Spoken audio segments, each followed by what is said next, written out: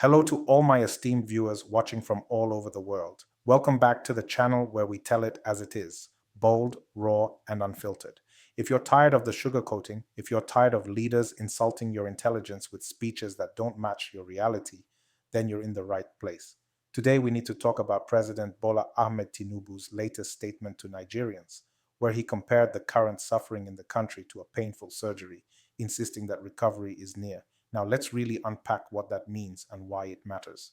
Tinubu is basically saying that what we are experiencing now, the rising cost of food, the unbearable fuel prices, the collapsing naira, the endless insecurity, is like a patient being operated on by a surgeon. Painful, yes, necessary maybe, but temporary, with the promise of healing after. That's the analogy. But here's the question. If Nigeria is on the operating table, who exactly is the surgeon? And does this surgeon even know what they are doing? Because last time I checked, a surgeon who doesn't know what they are cutting can end up killing the patient. And my brothers and sisters, Nigeria is bleeding badly. Let's bring this home. Think about the ordinary market woman in Kaduna who wakes up at 4 a.m. struggling to get foodstuff to sell. She gets to the market and realizes that a bag of rice is now double the price it was last year. Her customers can't afford it. She can't afford to restock. Her children go to bed hungry. Is this painful surgery or is this mismanagement and negligence? What about the young graduate in Lagos who spent years studying, did NYSC, sent out hundreds of CVs, but can't find a job? Yet every week, politicians are flying to France, buying new SUVs, renovating lodges, and living large at taxpayers' expense. Is this surgery or is this exploitation? Tinubu says recovery is near. But Nigerians have heard this same promise too many times, from turning the corner under Jonathan to next level under Buhari to renewed hope under Tinubu. Nigerians are not new to slogans. Nigerians are not new to excuses. What we are new to is real, tangible progress. And here's the bitter truth. While leaders keep preaching patience, millions of Nigerians are slipping deeper into poverty every single day. The minimum wage can't even buy a bag of rice. Transportation costs swallow half of people's earnings. Hospitals are collapsing, and young people are leaving the country in droves through Japa. If this is surgery, then recovery better come quick because the patient is already in critical condition.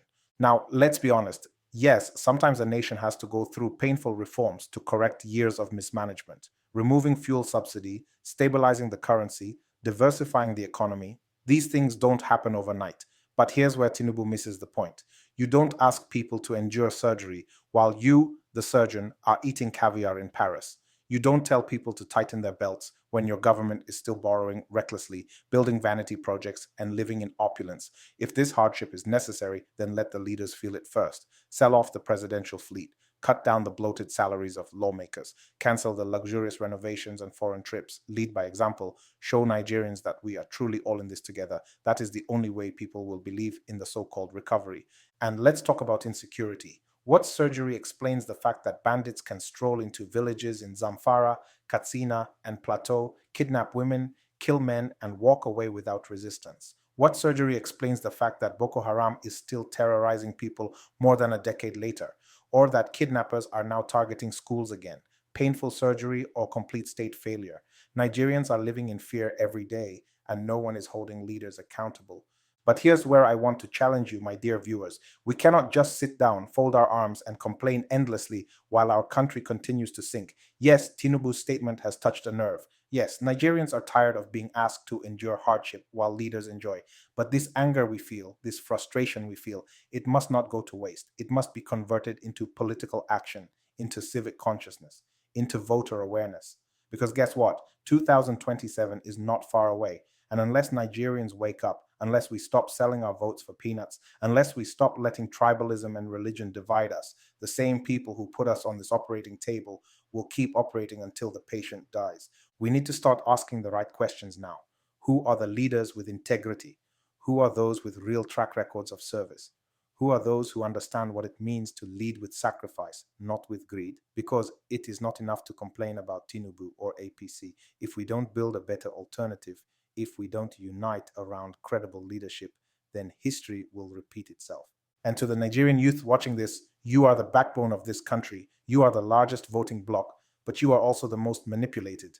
They distract you with small cash, with tribal baiting, with religious sentiment, while they loot your future. Enough is enough. You must realize that your PVC is more powerful than any speech.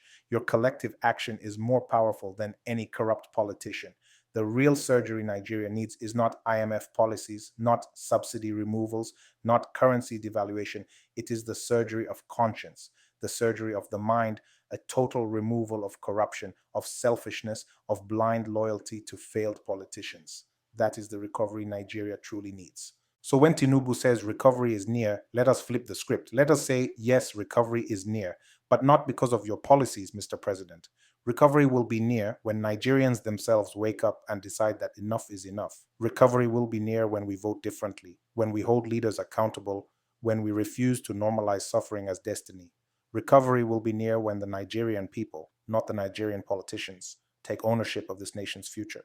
My people, the truth may be bitter, but it must be told. Nigeria is too blessed, too rich in resources, too talented in people to be reduced to this level of suffering.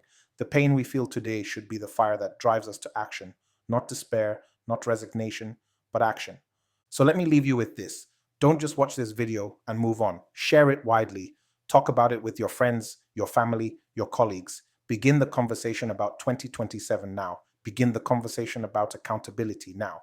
Because together we can turn this painful surgery into real healing. Together we can bring Nigeria back from the brink. If you believe in this message, please like this video, drop your thoughts in the comment section, and subscribe to this channel for more bold, truth-centered content. Let's keep this fire alive. Nigeria will rise again, but only if we make it rise. Thank you for watching, and God bless Nigeria.